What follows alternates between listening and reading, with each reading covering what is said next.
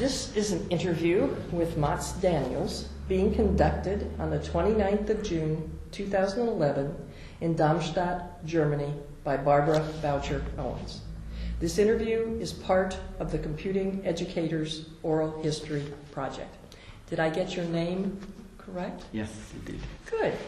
Well, we start these interviews way back when. Okay, so we start out with, tell me about your parents, like their education, their work, did they have computing-related careers? Tell me about them. Well, my parents are both teachers.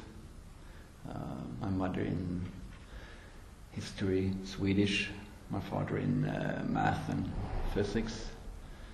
My mother was in upper elementary, like year 7, 8, 9, and my father was at the next stage, the high school level, and he also eventually became headmaster of the school in Mora. And well, like, what can I say? I mean, what was your father's field? My father's field was math and physics, and and he went to Uppsala University to study that and astronomy. And my mother, I mean, I think they met at the teacher training college, where they, because I'm pretty sure my mother didn't go to the university level to get educated in Swedish or history. I think it was history. What else could I say? My father's background is growing up in a small country town in Dalarna. Probably the first in his family to actually go to the university, but this is 1950s, and that time the number of the proportion of the population that went to universities were quite low. So I guess it's not that strange that he was the first. My mother's father, he was also in physics, and he didn't get a PhD, but he was at least on the verge of getting towards one in Lund. Your mother's father? Yeah. So, and she grew up in Stockholm, so the big city in Sweden, the capital. And you said something about where I was born. I'm born up in the north, in a small town at the Finnish border. And that's because that's where both of them could get a teaching position at the same time. So my first 3 years I was living up in a town. I have no memories of it, but it's kind of cool to actually have been born farther north than most other people. So, yeah, but they are basically teachers, and especially my father is really sort of into really loving academic. Is he still actively an academic? He's retired now, but he's really been enjoying doing math with my daughters as they are doing. They're becoming engineers, or one is an engineer. He was actually he did one of the math tests, I think calculus 2 or something like that. The test my daughter had, and so he was doing it just for fun. And since I knew the teacher, I sort of sent the exam to him. So and he actually graded it, and he turned out to be the best in the class. Right. But he really sort of loves math, and he's 81 now, and he's still sort of. He's at the moment he's reading transform theory, because that's a class my youngest daughter is going to take a retake exam in sometime. So this is a new area for him. So he's been reading the book, and actually went in contact with the teacher to discuss some of the things in the. It's just he loves math. Gauss is his god. That's the type of person he is. So you said you were born in this tiny town on the Finnish border, but where? And you said you only lived there till you were 3. Yeah. Where did you grow up? I grew up in Mora in Dalarna, and that's not a big place either, but it's kind of in the heart of Sweden. It's been described as the best known small place in Sweden. It's many people consider Dalarna to be really the heart of Sweden. So it's a town of like 20,000, and but it's a central part for a large area. I mean, north and northwest towards the Norwegian border, there is just small villages. So this is the central town in a rather large area. So tell me something about the type of school that you went to, and what was the community's attitude toward education? What was your impression of school? Well, I mean, I went to school in the 60s and early 70s, and well, I think the general attitude towards school was.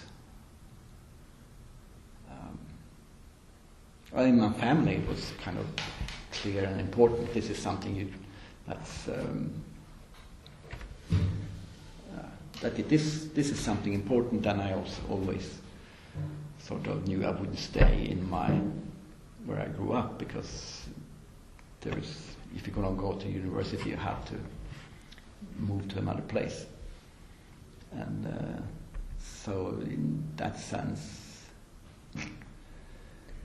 But what was it like? Your little boy going to school in Dalarna, and what do you remember? Do you remember particular teachers? Do you remember particular subjects? Do you remember talking about it?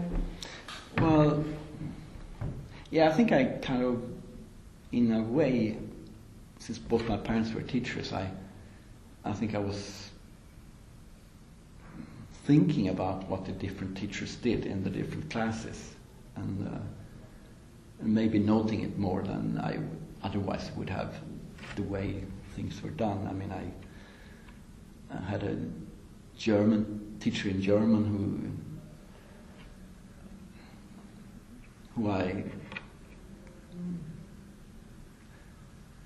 he wasn't really doing teaching the way I think. He was a bit tough in some sense. But he also really loved the subject, and that sort of, I remember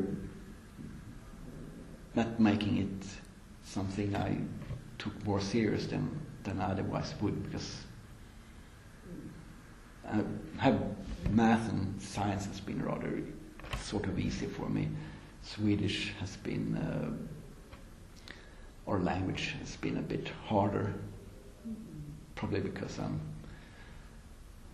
approaching it more in a sort of natural science way, or not being confident in how to tell stories or how to make things what do you say, elegant.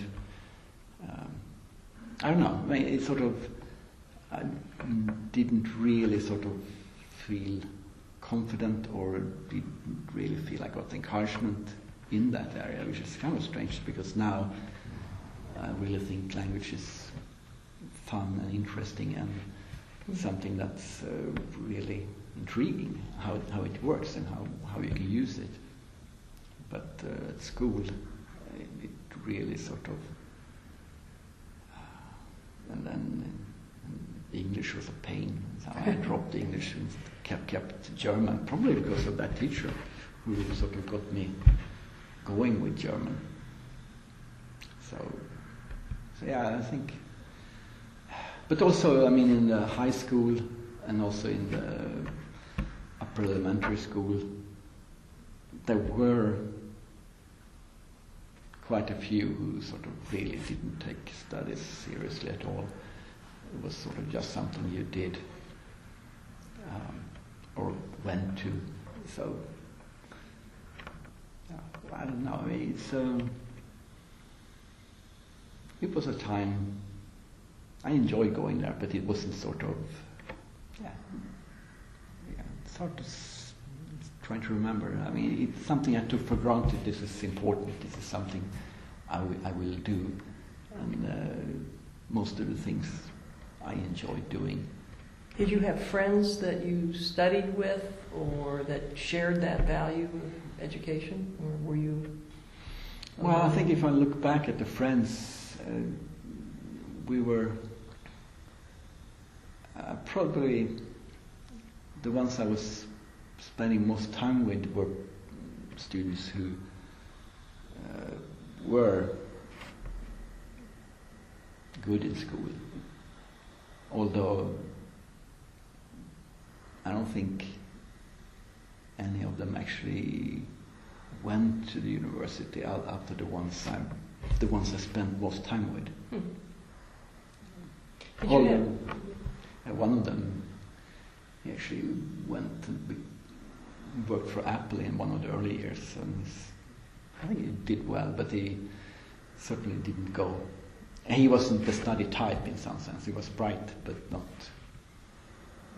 So I don't think I could say that I was sort of in a group where we were taking studies seriously. We did different things, and I guess most of us didn't have a problem with the subjects. What'd you do for fun? Oh, I was part of the time I was doing athletics and skiing. So I was competing in skiing. In skiing? Yeah, cross-country skiing. Cross-country? Yeah. And then upper teenage, we went out to dances, having parties. So, but I was spending quite a fair amount of time doing training. I mean, cross-country skiing was it's a bit time-consuming if you want to be at least semi-good at it. Did you have any siblings? Yeah, I have a brother. He's 2 years younger. And what path has he taken? No, he's we both went into engineering at Uppsala University, and so even though he's 2 years younger, we didn't really spend all that time. We have sort of different sets of friends, and he's in computing though, and he's just recently changed from. He's been a security expert at the PTT, and now he's going to move into a consulting company, still working in that area. But I think it's part of what he's doing is research in that area. So in a way we have ended up in similar places, but not quite though, because since I stayed in academia and he went out and made money. So through high school, you said that science and math were easy for you and that you worked harder in German, but you had to decide where you were going to go for your higher education. How did you make that decision? Well, it was actually, I can't say I had this is something I really, really wanted to do.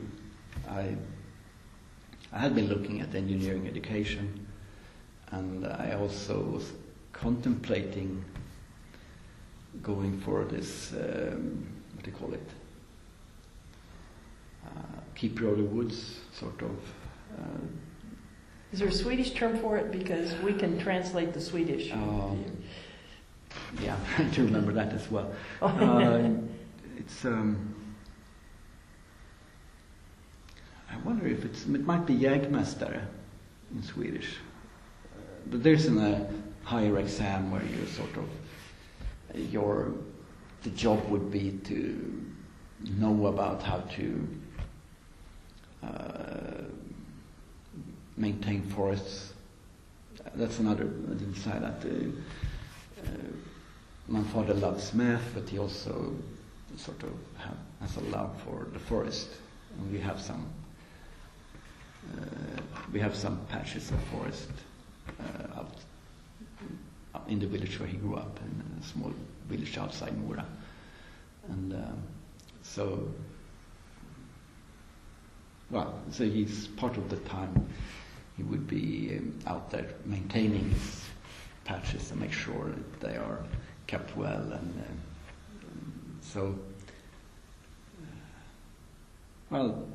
the forest has been also part of my growing up. So you were deciding forestry or math and science? Yeah, that's at least I remember putting both those things on the table, thinking seriously about them, and then it seemed like engineering would be keeping more options open.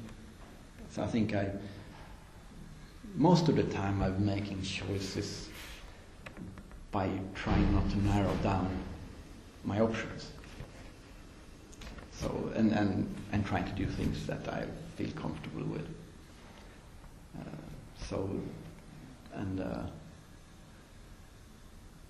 And I guess Uppsala, that's the closest university to where I grew up.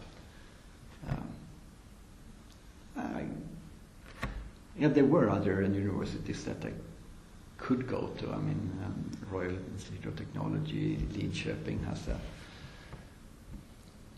maybe it's a younger place than Uppsala.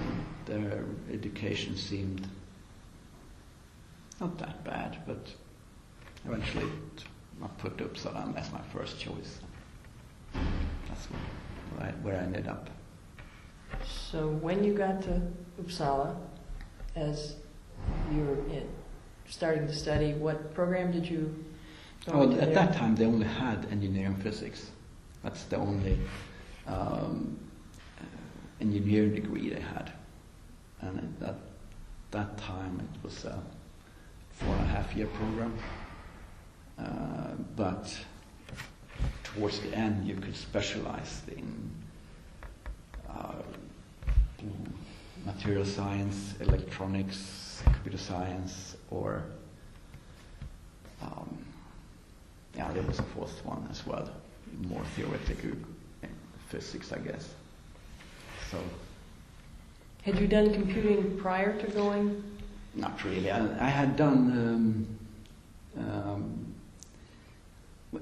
in the last year in high school. There is this special project. And my special project was to learn some basic, and I remember I needed to go to Borlänge, that's a city like 100 kilometers south of Mora, to actually get to a place where I could run a program. I mean, this is 1974, was it? It was 75. Was it a time-sharing system for basic, or was it basic on cards? No, it was, that was on card, I'm pretty sure.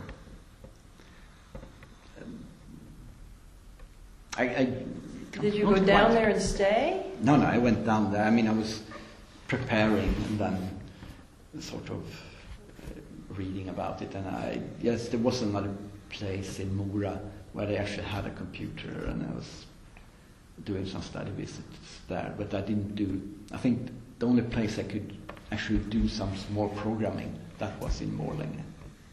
And it wasn't a big project, but at least I was doing something that was connected to computing. I mean, Tell me how an 18-year-old kid, you were probably about 17 or 18 then?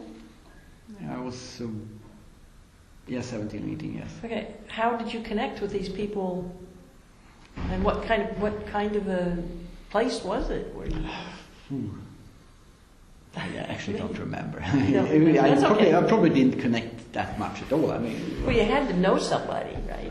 Yeah, well, no, it's probably Teacher. It must have been a connection my father had with someone. I would assume it would a bit scary. Like I really don't remember who it was. That's okay.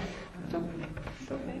But you already, so you had some interest when you went there when you went to Uppsala. The interest was sort of like seemed like something that's going to be useful. It's not something I'm burnt to sort of know about. So now we're in Uppsala, and you decided at the end of your time at Uppsala to specialize in computer science. Were there any particular teachers in your sciences? You can even start back in your secondary education, but teachers that were big influences on you, and then when you got to university as well? Well, first of all, I mean, there is a 1-year military service between high school and university. Forgot about that, yes. So, what did you do for your service? Was there? I was, what do you call it, indirect fire director. I was leading a small group of, I think we were 4. We were supposed to be out there and looking where grenades, where they would hit. So we would signal back, you have to change because the grenades aren't hitting the target. So we're using math to do that? Math came in, of course, because you had to sort of know about where are you in relation to the target, and using your knuckles in order to sort of make some sort of estimation about where are the things hitting and where do you want them to hit, and you had to sort of make some calculations about sort of how to direct and send. So yeah, math came in, and I'm pretty sure, I mean, that position, I got that because, I mean, they do some rather thorough testing, 2 days, where they test you for your capabilities, and it's also a rather physical position because you have to be in front of where all the others are. So I guess having the skiing background and math sort of, and also at that time when my eyesight was pretty good. So yeah, but it's math played a role in that, yeah. And if you go back to, I mean, the first programming class,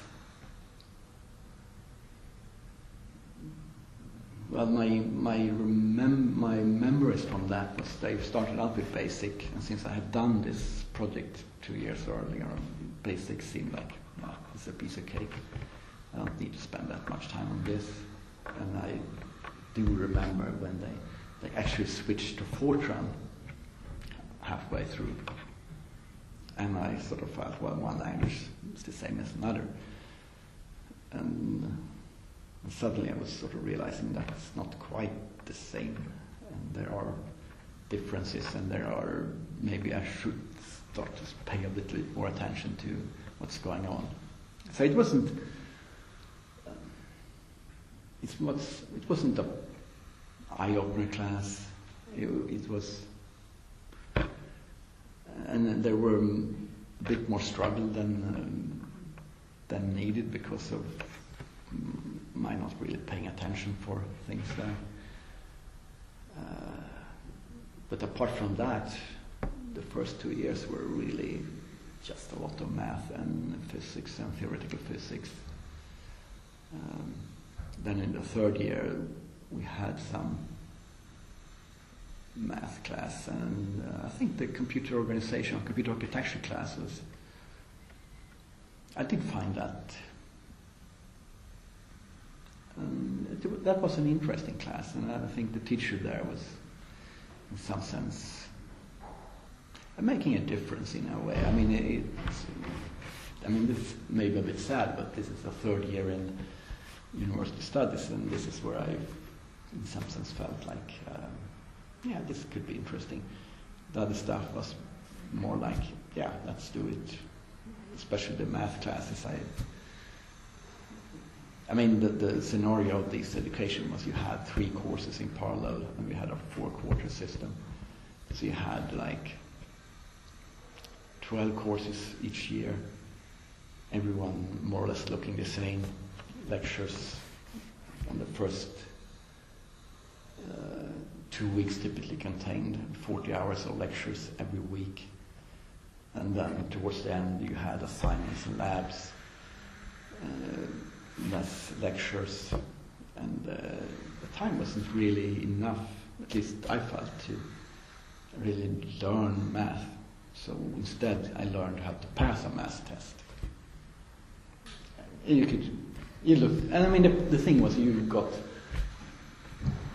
sitting at lectures, taking notes, doing whatever homework they assigned you, and then towards the end when you got the exam period, I got a number of old exams, and you went through them, you found some patterns on what they were actually asking for and how to solve some of them, and that typically would be enough to pass the test.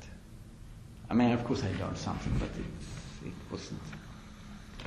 I never go this way in an interview, but I will for you, because you've opened the door. How did that experience form how you teach and how you view education now? Well, I think it does, because it's sort of, I think it's been influencing me in a way that I know that even if you are interested, if there is an easy way out, time could really make you go for that. And also if you have an education where things are getting predictable, lots of students are going to learn how to deal with the predictability of the examination rather than on the content of what you're learning. So are you trying to break that cycle, or do you try to... Well, I try to sort of make sure that there is a variation, and also that a variation in the way things are examined, but also trying to sort of get beyond sort of not getting engaged, trying to make sure that there are things engaging throughout the course. And also I did, my fourth year I went to Case Western Reserve University, and there suddenly I was in a place where teaching was done differently. And for instance, you know the American system. I mean, in Sweden we are, every week have an individual schedule. Like I said, like 40 hours of lectures in the first 2 or 3 weeks in a period. That's pretty...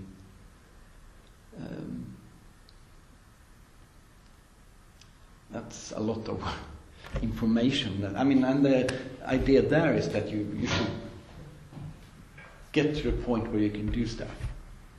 And then coming to Cleveland, having in some classes 1 hour or one meeting a week.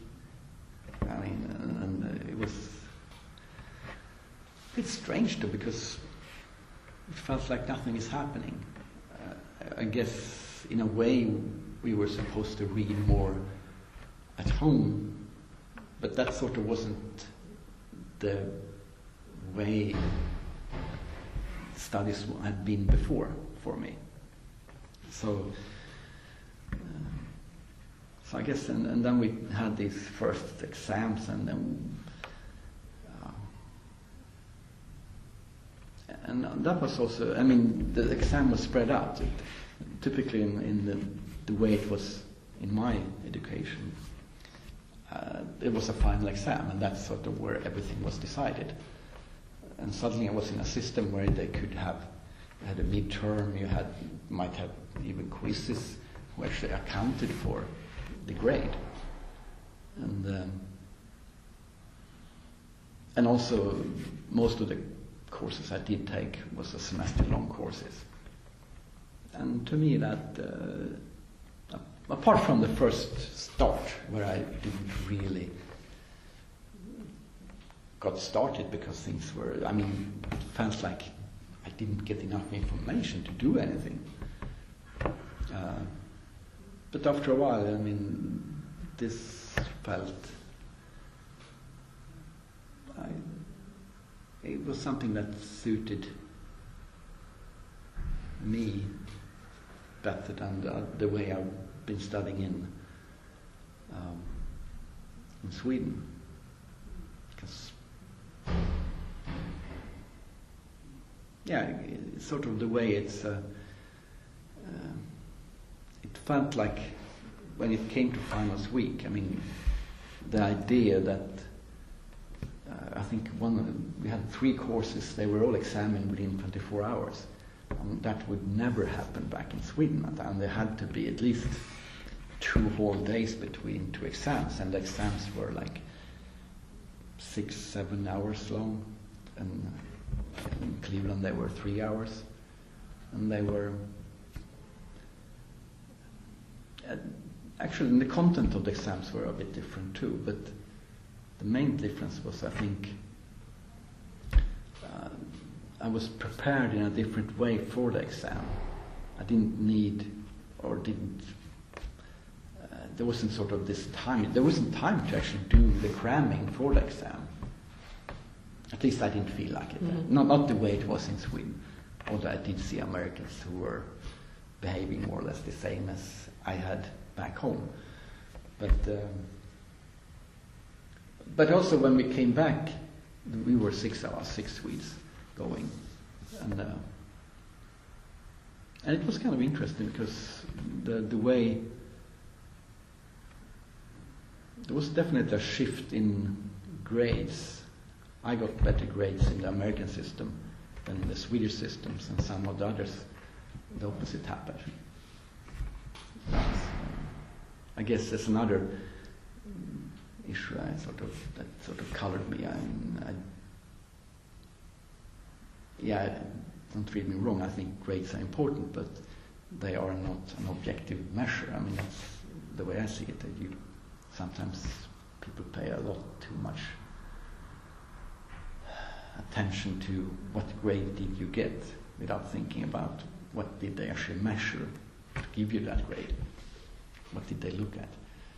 So anyway, partly what I'm being colored is by seeing a grading system that doesn't really measure learning. And also coming back, one of the agreements from going to CASE was to also do the master thesis at the department, and also. And which department? In Uppsala, mm-hmm. And also giving feedback to the program coordinator about sort of the differences between the systems, because he was interested to learn from it, because and actually he made some changes, so he did reduce the number of lectures, and also pushing in that there would be more of a continuous examination, more like the American system.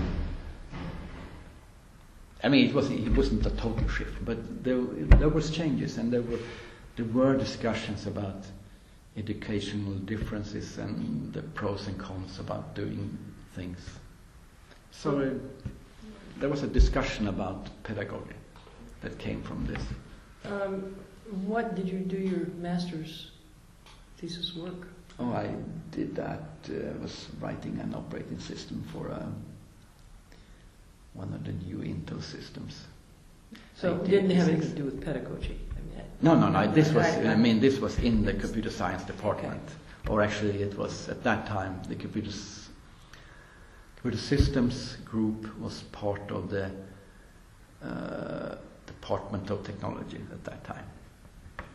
So it sort of has roots in control systems. There was a guy in the control systems that sort of liked computers, and then we formed a subdivision in computer systems. And who was that? That's Björn Persson. Later became a professor at the Royal Institute of Technology. I will assume he's retired now. And then after I did my master thesis, I got enrolled as a PhD student. I mean, that sort of more or less just happened.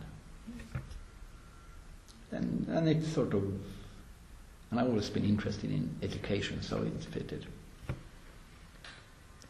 So, kind of talk to me about what was going on in your life at that time. Did you got your master's? When you were going to school in Sweden, were you being paid? How were you, as a teaching assistant, or? Yeah, when I did my master thesis, I also had a TA position.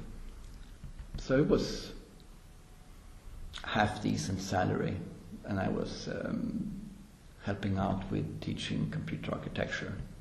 Not just being TA, actually, I was doing part of the lecturing, and we were a group of 3 or 4 actually, who was actually doing teaching. And then, I mean, this is 1980, and none of the staff actually had a PhD in computing. They were they had PhDs, but in engineering or control systems and something like that. And some didn't have PhDs either. So actually coming up as a PhD student, the status was more or less to be a lecturer. So during my first year as a PhD student, I was part of a team teaching computer architecture, and I was the main teacher for the operating systems class. So it's, I mean, at that time, well, not all, but most of the PhD students were also really teaching courses. So then you finished your master's, you're starting on your doctoral studies. Mm-hmm. What happened then? Yeah, well, I guess I tried to find an area where I was going to do. I mean, it wasn't. There were no professor in the area, and so my actual supervisor was a professor at the Royal Technical Institute of Technology, although that was more on paper than in reality. So Björn Persson was my acting supervisor, and I guess eventually I moved into formal methods describing communication protocols, describing computer architecture, describing timing aspects of it, and I guess it was fun and interesting to do. But I also wanted it to do a little bit differently than what he wanted. I do remember we had a meeting with the professor from the KTH, and it was me and a friend of mine. We worked rather closely together on these formal methods. We had designed a language based on finite state machines, or extended finite state machines, to do this. And Björn wanted us to sort of take this more into a production tool, or a tool. So my friend was going to write a compiler for that our language into sort of something that could be runnable. And I can't remember what he wanted me to do. But I was more interested in actually looking at that from how can you actually describe things. So when this professor came, we had a discussion, and then I actually made the mistake of actually talking about what I wanted to do. And he sort of said, that sounds good. And then we sort of, he sort of just said, well, yeah, it sounds good, do that. And then he spent a lot of time talking about my friend, what he was going to do, and he was questioning if this is really going to be good enough, or if is this really PhD work. And so I remember it was a bit of a discussion there, and I felt pretty good. I mean, I felt like, yeah, this guy is behind what I want to do, which sort of, in a way, was a mistake, because he was not really part of the research team.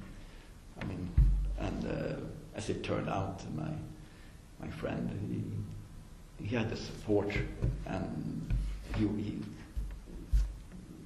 Björn really kind of did what he was going to do. So yeah, he went straight ahead, did this degree, licentiate degree, between a master and a PhD, and then he went over to do a PhD as well. And I sort of more or less got stuck, because, well, it's the communication between me and Björn sort of didn't go on that well after that meeting, I think, and I took, I think it was in '85, where I was in. If I'd done things in proper time, I should have been sort of close to getting a PhD, whereas I was actually getting my licentiate degree instead. Your what degree? Licentiate. That's this midway degree. It's, I mean, at that, well, I guess it's the same now. A PhD is supposed to be a 4-year program after a master, and this licentiate is going to be supposed to be a 2-year. I mean, full time. Since you're doing TAing or working as a teacher, you don't work full time as a research. And doing this as a PhD student, one has a salary that's pretty okay, actually. It's not a super salary, but that's at least for someone going out in the industry, the first couple of years, it's almost comparable. So you were, as you said, stuck. Well, and so yes, what did you do? What did you do career-wise? Well, I did get that degree. That middle degree. But that around that time there was this change where the subgroup in computer systems formed a department of its own, and at the same time quite a lot of the senior staff went over to the Swedish Institute of Computer Science, which was more of a research organization. So in 1985, or I think it was in July, might have been halfway into 1985, that's sort of where this official change was done, and I actually got a teaching position instead, and I stayed at the department, whereas Björn and a few of the more experienced researchers went to the Swedish Institute of Computer Science. And some, but not all, had like a 20% position also back at Uppsala. I guess in order to actually get something running, because it was a large drain for brain drain from the department. So since, I guess from '86 I was a full-time teacher. So in this full-time teacher role, did you supervise master's students and graduate students as well? Well, it depends on what you mean by graduate students. Well, it would be master's students. Yeah.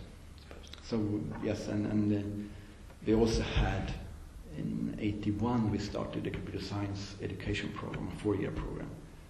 So around the same time as so in '85 that sort of was the first year when we had all the years in place for this new program. So we had a substantial more teaching to do because of this, and it was a fairly successful program. good students coming in. And, so educational-wise, we were sitting in a good position with interesting courses, good students, and also teaching the engineering students. I mean, the program I took, the upper part of the engineering physics was had computing courses. So it's actually a side thing. It's like when I taught the operating systems class, I had my brother in the class. Oh, really? So he actually has had my mother and my father and me as teachers. Oh, no. Have your children had you? No. No. No, I would feel uncomfortable with that. The other way. Yeah, but that's... Let's try to. One of the reasons that you're such an important part of this project is your ability to work internationally and your great mentorship of many people. Yeah. You want to talk a bit about how that transformation, how you got so involved internationally, and how you became a mentor all over the world to people? Yeah. Well, partly I think doing my year at Case Western was sort of opening my eyes to the importance of, well, to me it was an inspiration to go somewhere and trying to adopt to another system. I felt inspired, and then I felt like a bit like I put in more effort into the studies, partly because I thought I think it mattered that I wanted these guys to think well of us back in Sweden. So there was sort of a pride thing there, I think, that sort of motivated me, and I think it was the same for most of the other Swedes who went. I mean, and also you put in some. You had to make an effort to make this happen, and once you've done that, you want to use this effort. It was kind of like you can't just waste making this sort of decision to go somewhere else and do something. It's becoming a commitment, I think. And but that's a side. The other thing is that, becoming a teacher, full-time teacher, is sort of like I still had. Research was also something that I felt like I wanted time to do this, but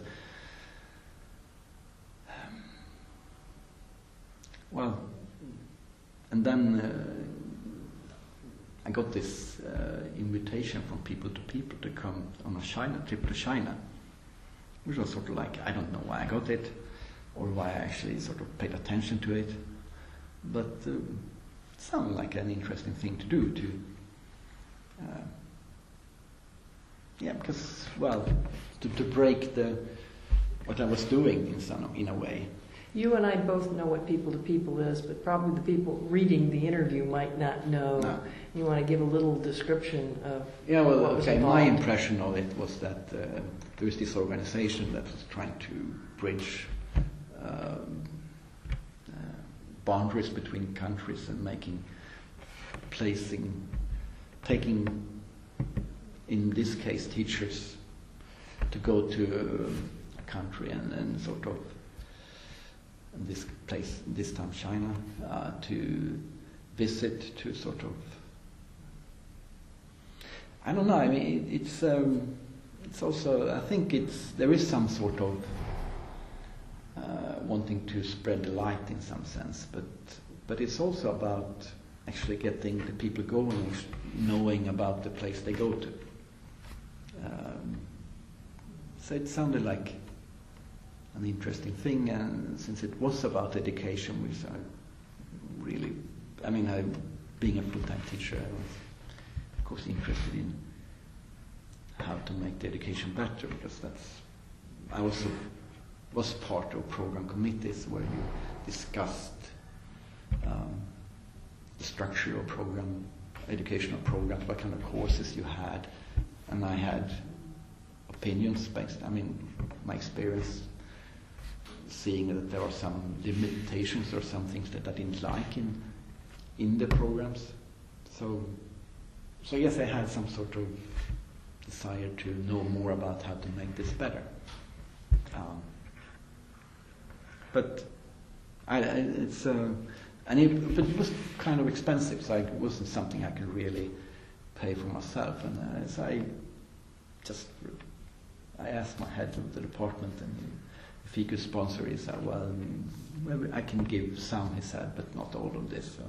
So I wrote a letter to the vice chancellor, and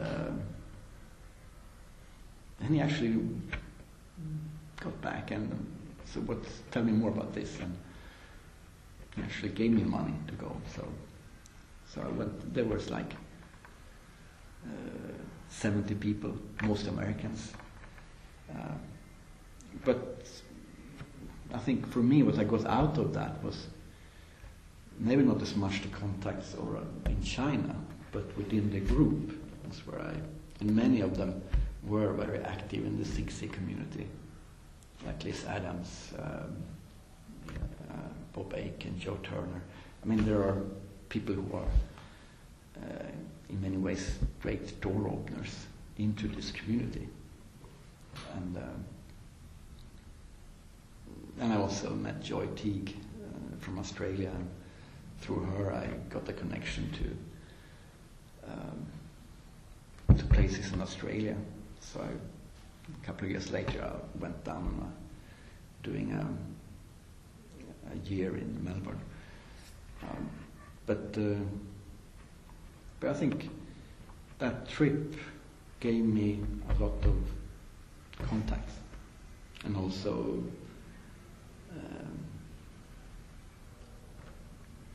and it also introduced me to going to 6C, to go to a place where they actually talked about educational issues.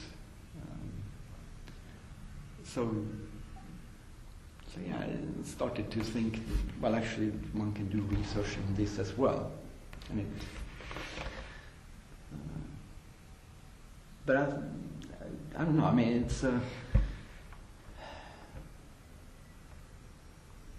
it's also where I felt the value of knowing people in different places, knowing about them. And another consequence was also that eventually I became the director of undergraduate studies, so I had more control over who's teaching what. And you came for 3 months to teach. We've had Johnny Paglasio, we have had Carl Eriksson, Don Sismar, Vicky Almström. There is some guys from Australia. What else? Nell. Nell has been there. We've had Carol Axler came for a time, and it's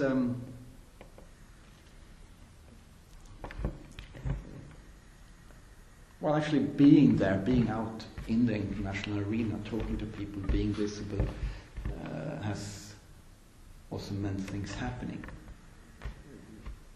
both locally and for me personally, and I guess also I think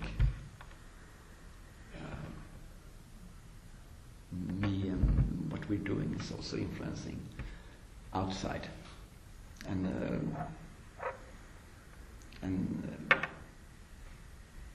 part of this was when Carl Eriksson came over. He wanted to do some development work, and we used the opportunity of having him there for a year to apply for a development grant to run a collaboration course between his home university and Grand Valley State University and Uppsala, and we got that. And that project was a national project for 3 years, fairly well financed. So through that I could bring in people like Marianne Petrie, Sally Fincher, Mary Last, and also Mary Last, I mean, she got a PhD based on looking at that collaboration. Anders Berglund did the same. Martha House in the Open University also got a PhD based on that. So it was,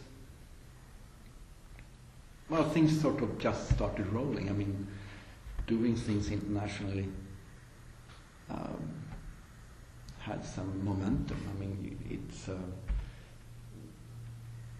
and it doesn't sort of roll by itself now, but the Runestone project, that's what we call that one. That's still running, even though Granville Estate isn't part of it anymore.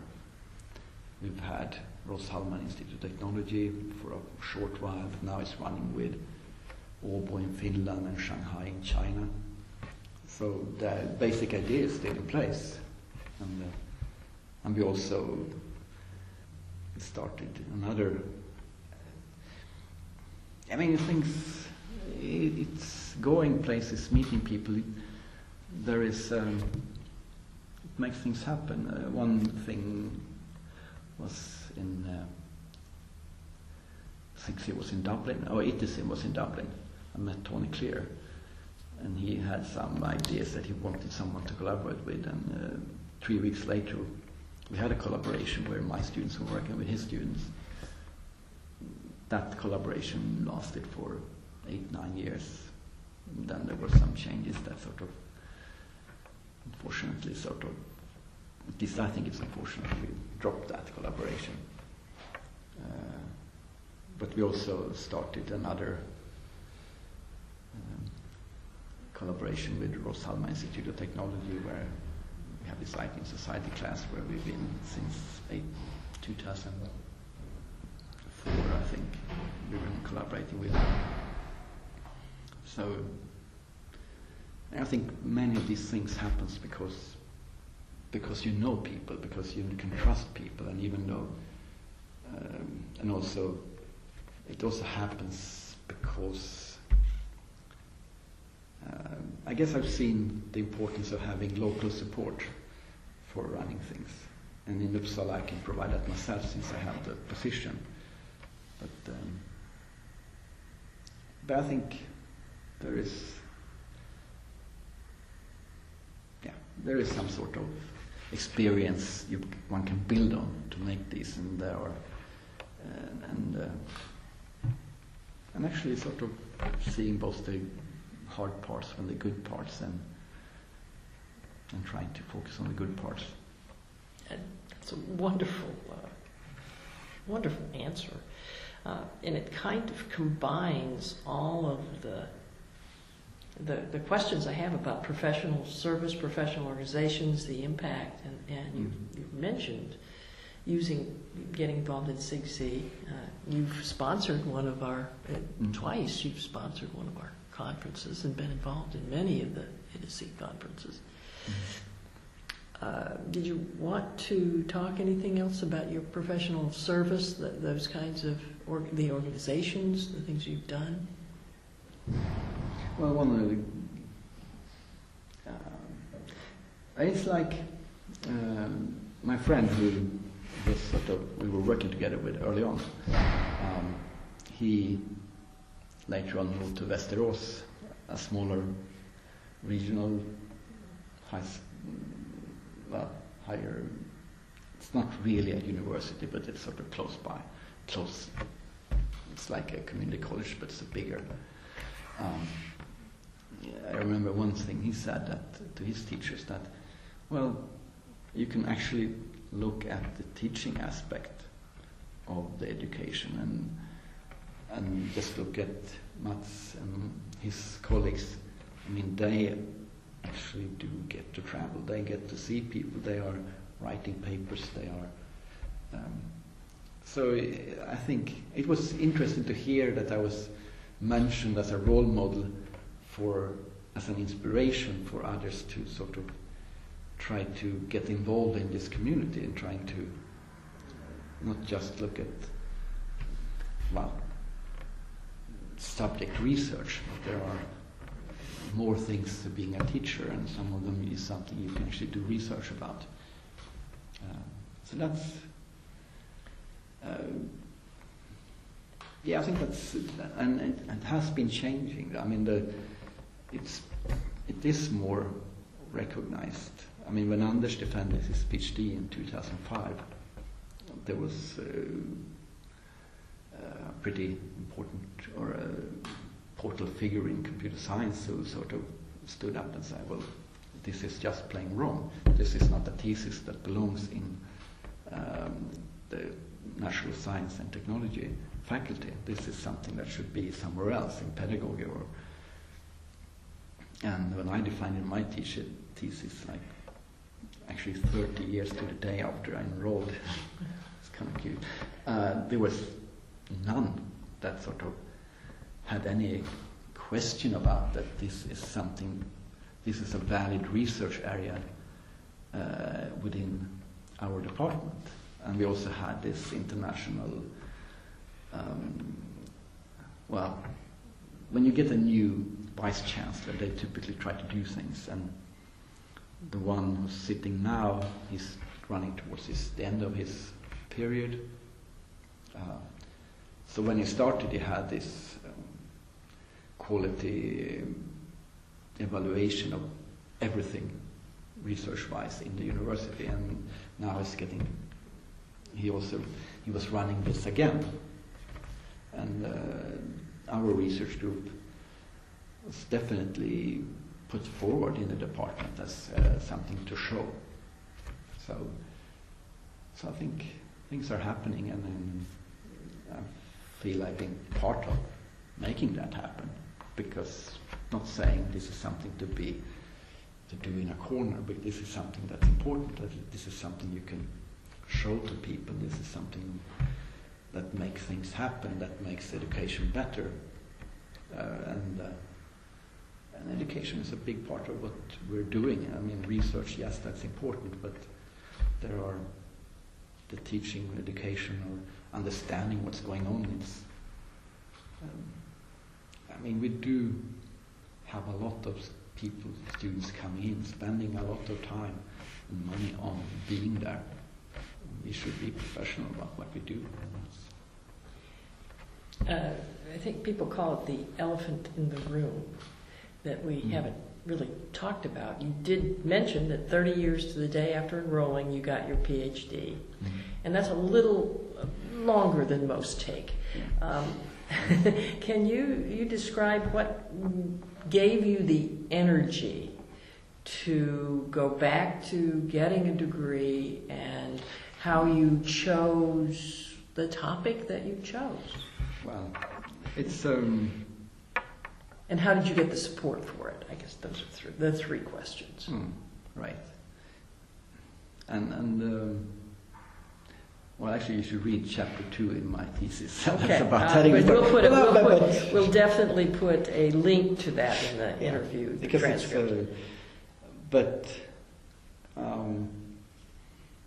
happens I think Vicky Armstrong is an important person in this, because when she came, she had a PhD in something that seemed to be, it wasn't really in computing, but it was very much based on understanding computing or computing educational aspects, even though it was in a teaching setting, I think. I'm not quite sure. But anyway, having her for a year at our department, I think it was 95 or something like that, or 96, I'm not quite sure. But it became obvious that this is something one can do, and I really had started to think about it.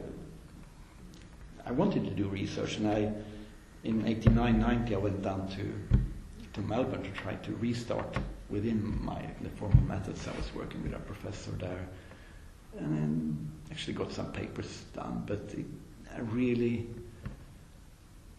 my heart wasn't there anymore, and I really was more interested in education.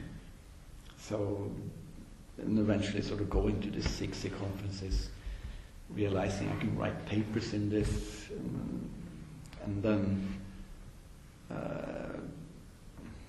because of the way it was earlier in the 80s, when we didn't really have people with PhDs, we got people in teaching positions like me without PhDs.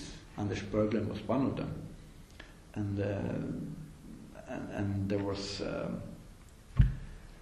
push from the university to actually get rid of these people, not get rid of them, but to give them a chance to get a PhD.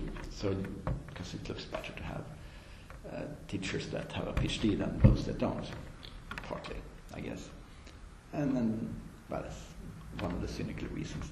But anyway, there were money in there, and Anders, he was going to start doing some research, and I think I felt like he's actually in my position here. He was talking to one of the supervisors about doing something in using Ada, and he started, and I said, but Anders, look, where's your heart?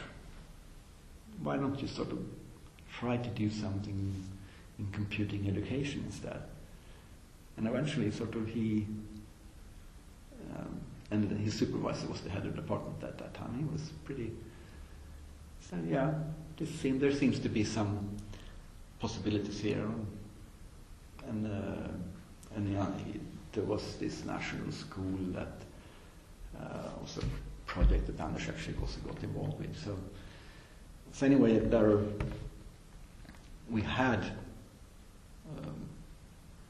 started to sort of do more scholarly work, more research in education, started to publish. So I was, in a way, starting to do research, although I guess for a while I felt like, yeah, I want to get my PhD before Anders gets his. But he was more dedicated, and I had more administrational duties, I guess. So, but then he got his, and I had actually got the senior lecturer position 10 years ago, or something like that, based on having the equivalent of a PhD. So getting a PhD wouldn't get me higher up on the ladder of positions. Mm-hmm. So I didn't have that incentive. But it was, and I got some money, some projects running in, and I had a good time, and I was doing things I wanted to. I got to travel, I got to do the research, so it didn't really feel like I needed that. And then eventually I sort of got into the position of actually being supervising one of the PhD students we had with Licia Parker, again. And so he graduated a year before me, and actually seeing him, following him through this process, I think that sort of made it, no, this is ridiculous. I mean, I really should do this. And then I talked to Arnold Pearson and Mikael Tené, Mikael Tené is the research professor in computer science education research, because we have this research area at Uppsala, and he is a professor in scientific computing, but he is quite interested in education. So Arnold was your supervisor? And Arnold, yes, he was Anders' supervisor as well. So I talked to him and I said, well, how do you view this? Because I didn't want to, as you say, go back and do this. I wanted to say, look, here's my publication record, here are the things I've been doing, this should be enough. What can we sort of agree on? I'd choose a number of these publications, I'll write something about that, and that should be enough. Because I really wanted to make sure that I wasn't in a position where they would come and say, you need to do this, this, and that. You need to do some more studies, or so. Well, eventually we decided on 5 papers that was going to be sort of representing a story that would be something I could write something about, and that's and it was actually fun writing. I mean, I had a good time. It wasn't, and I didn't really get any time off to do it. Rather, it was kind of doing it. Well, yeah, I did get 10%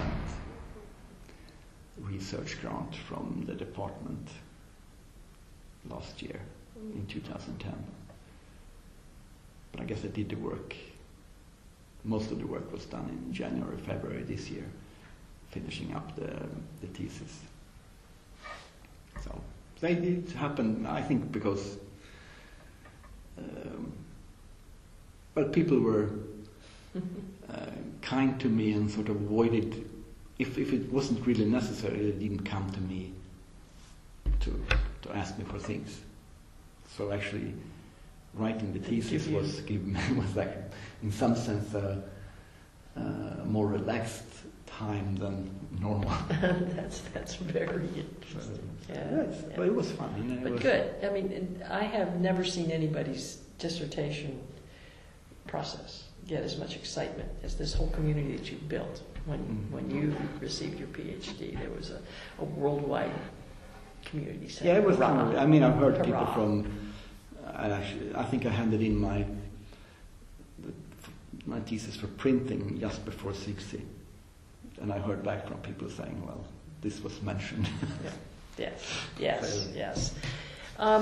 Can you? We've covered most everything. We're getting kind of down to the end of the interview. One of the things, were there any particular challenges that you think you met? Big walls that you had to overcome. One was, I think, the professor who didn't value education and supported your friend. Didn't value formal methods. Generalizing formal methods rather than a product. That was a wall.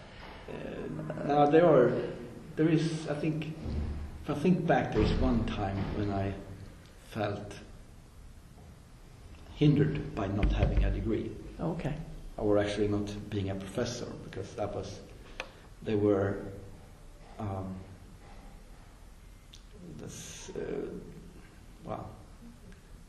there's this rich family in Sweden, and they had decided they're going to sponsor a collaboration between Stanford and Uppsala and KTH and another medical hospital in Stockholm. So I was actually part of writing up what this collaboration was going to be about. And then at the next step, when it was time to actually split up money, put people in place, I felt totally sidestepped by politics and by not being a professor. I really felt handicapped. So even though we had the collaboration with Grand Valley State, we had experience with running international collaboration on a grand scale. At that time we had each year typically 100 students working together in an international collaboration, and that was going to be part of what this project was going to be about. And yet they were sort of like, I felt frustrated. Let's put it like that. But now you have a PhD behind you. Yeah, will that qualify you for professorship? Well, it's actually you don't need to have a PhD to get a professor. There are examples of people who've been brought in from outside who have actually becoming professors and then later on actually getting a PhD, more or less for fun, I guess. But there is no form. I'm not quite sure, or put it like this: if you within academia, you can't go that way. You have to sort of come outside. To have to be a special case, and then you can be. So now there is. I can go forward on an academic career. The next step in Sweden would be a docentur. One of the the most famous professor we have at the department, he actually asked, because Arnold made his dozen two lecture just a couple of weeks after I had my PhD, and this professor came up and asked if I was doing this, because he thought it was, since I'm actually sort of more or less overdue doing a PhD, he thought I was doing it for fun and actually get the dozen two as well right away, which I did. You did? No, I didn't. No, but I'm probably going to write up trying to apply for that. Good. So, but there is another reason is that there are European grants that are based on. There is one sort of junior research grants for researchers who have a PhD that's at least 2 years back and not more than 7 or 8 years back. So in 2 years, I think I would be a young researcher. I hope that my record would be a bit making me in a good position to apply for those grants. That's a wonderful story. Yeah, but it's We're going to completely shift gears. Tell me some of your current outside interests and the role of your family, things that are outside computing that affect you. Well, one of the things that happened if you go back to 2001, that's where I turned 45, and most of the people who went to Cleveland with me also turned 45. So I think it was in May we met, maybe at my birthday or something like that, and then in August we met again. There was the birthday of someone else, and his wife said, "Have you seen Uwe?" I said, "Yeah, he was around." But what she meant was that he'd lost like 20 kilos between May and August by starting to run. And I guess sort of that made me think, because I'd been skiing before, but then getting to university and all that, I just didn't do it. I did ski this Vasaloppet, that's a 90k race that sort of ends in Mora. So I'm familiar with that race. Yeah. So it's I did run it 4 times in the early 80s. Uh-huh. So I wasn't really in the shape I was when I was competing, but I was in pretty good shape. So, but since 85, I hadn't sort of been doing much training.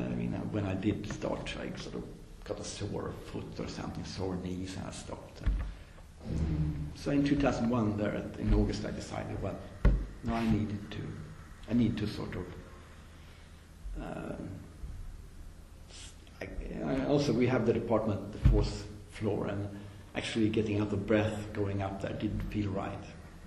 So I started to make sure, I'm going to run. I'm not going to start running hard. I'm just going to start running for the sake of it. And so I've been running pretty regularly since then. And now one of the things I got at the party after my defense was the department has given me a start in the Vasaloppet again next winter. A what? They have paid for my registration to run the race again, the ski race. So I guess I need to sort of get back to ski training again. But since you brought it up, and again, there will be a lot of non-Swedes listening to this, that race has an historical significance. Yes. Remember, you want to just... And that's the basic story is that I think it was Gustav Vasa, as the Swedish king, in 1520, he went up and tried to gather people to come and fight the Danes who had been invading Sweden. And the guy, he tried to gather people in Mora, and they said, no, we don't want to do that. And then he sort of fled towards Norway. And the story is that these guys decided, no, we need to actually fight. So they ran after, and then they caught him just before the Norwegian border, and then they got him back. So in 1912, 20, I think they started to think we need to celebrate this in some way, because this is one of the great stories. I mean, Gustav Vasa, he was a good storyteller. He actually sort of made a lot of stories about, half of them is probably not true at all, but about sort of the way he was doing in order to protect himself or to get the people to come and fight the Danes. So they decided to have this ski race from Sälen, that's at the Norwegian border, down to Mora. So it's a 90k race, and it's been running except for 2 or 3 years when there hasn't been enough snow on the first Sunday of March every year. And it's there is, for the main race, it's the first Sunday of March. There are like 18,000 skiers that starts, and it's just amazing to see. How many finish? There are, I think that typically I think the dropout is like somewhere between 1,000 and 2,000. I mean, some of them aren't really prepared, some of them really get blisters, and some aren't just on. So it's a pretty, it's not a bad, most people actually do finish. How long does it take? That's the problem. When I did the skiing in early 80s, my best time was 5.5 hours, something like that. And the winners were typically doing it in 4 hours. It varies a bit on what kind of conditions. What do you anticipate your time will be this year? Yeah, but the problem is, like, at that time I was actually allowed to stand in the second section. And I think they are, at the moment, they have 10 sections based on sort of your sorting on your... And since I haven't been skiing at all, you'll be in the I'm now sort of put in the last of these. Yeah. And that's going to be, I don't know how many will stand there, but when the thing is, you start by 2 kilometers sort of on a field, and then you hit a mountain. So it's like, and the things get really, well, relatively narrow, and things slow down. So it's like a cork. It gets clogged up totally. Yeah. And so if you're on the way back, you're going to lose half an hour, almost, before you actually get there. Yeah. And even standing in the second line, it was sort of getting slow. So that's my excuse. Well, best of luck. Yeah. Now you can say, well, it was because of that. You told me something. Or you told me both your daughters are in engineering. Yes. You want to talk anything about them? Yeah, that's my oldest Sarah. She's doing this systems and technology in society. No. Yeah, systems and technology. Systems in technology and society. That's an engineering program that the previous headmaster, he wanted the engineers to be more broad-minded. So he said, we're going to start this, and I want roughly half of the classes to come from the social sciences. And I think this program has been good. I really like it because they do, partly because they attracted more women. There were typically half of them were women, which is sort of not the case for the IT or some of the others. And it really plays technology in a context. And they also get training in expressing themselves. So they are... Well, there is this sort of tension, I guess. These aren't real engineers, some say. But at least when Sarah got out, she got the salary, the same salary as other engineers would get. And they also been doing some studies, and these students really get positions, and they are pleased with what the positions they get. So that's I think it's a good program. And I think it mirrors some of the things in my thesis I'm talking about competencies. I think we need to broaden up, open up the eyes of our engineers, that you have to think about where to use the engineering skills or the computing skills. You have to sort of be able to communicate. You have to understand the society in order to so I think these students, so it's been kind of interesting to see her go through that. My other daughter, Hannah, she's a bit halfway over in engineering, or in energy systems. And it's also been a bit frustrating to see she's struggling more, I think, because that's more of a traditional engineering program. There is less time to actually understand things, and she is more of a kind who wants to understand. And that's pretty annoying to see someone who wanting to understand, and that's actually hurting the study results. I think it's interesting to see the education through the eyes of your children, because they're important persons in your lives. It's kind of yes, you're not objective about what they see, but again, it's. I think there is some insights one can get from actually seeing what's going on there. How was your family support through going through the PhD? Were they?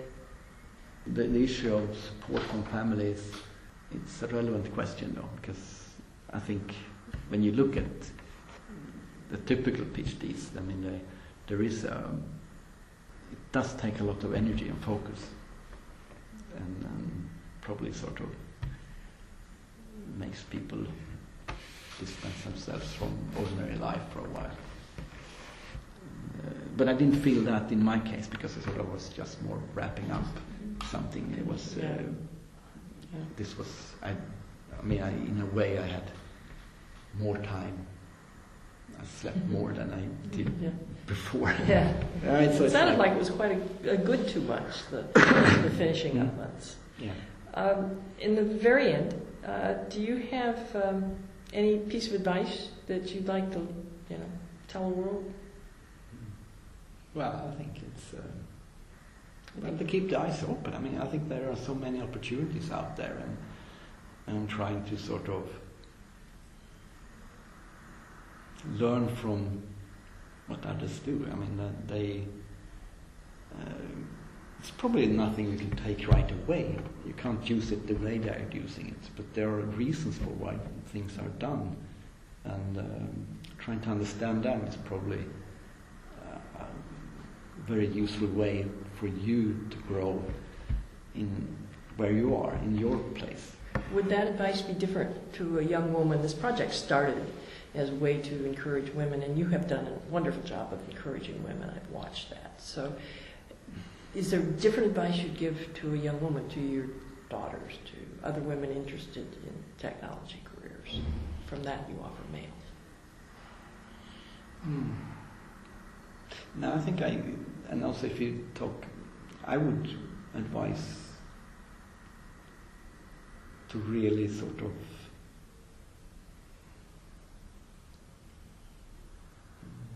do things that you believe in, things that you actually are interested in, and so trying to do things.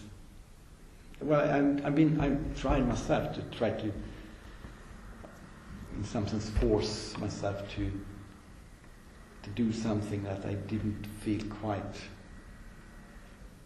Force myself. That's maybe not the right word, but it's been so much more fun to do things that I believe in, and that I feel is important, and that I'm interested in, really interested in. It's like it's like whenever, and if you work with something and you meet someone and you don't feel like you want to talk about what you do, then you should start thinking about what am I doing. Mm-hmm. Mm-hmm. It's like I think here, listening to a presentation, meeting people, there is almost always something that sort of feels relevant, that feels like, yeah, I want to know more about this, or I want to talk about what I've seen that's relevant to what they say. And it's, I think it's also about reading. I mean, well, at least if one after a while doesn't really feel an urge to read more or want to, then maybe one should rethink what one does. And for females, I don't know, I mean, it's like,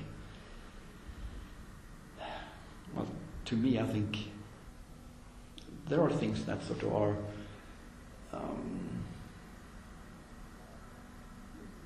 well, if you make a difference, I mean, I think that's, some say that's something that appeal more to girls than to boys. Well, or maybe not that, but sort of like, if you don't appeal to sort of to usefulness, boys can cope with that better than girls. I think that's probably, there's some truth to that. And there are opportunities here. I mean, there are ways you can get. So you're really essentially saying pursue your passion and stick with things that you can be passionate about. Yeah, is that what you're saying? and also that I mean, just realizing that there are a lot of those options in our field, and there is a lot of need for putting technology in context, and to know more about how this works. It's a field that needs a lot more work in, and I think it's something that quite a few of the people who come to conferences like this actually would be rather good at, and especially if they dare to sort of step outside the natural science way of doing research, because there are other ways, and they are also, I mean, they might not end up with a definite number as an answer, but there are methods that are useful, even though they aren't based on science, natural science. Well, this has been an intriguing interview. I thank you so much. Oh, thank you. It's been fun. Thank you.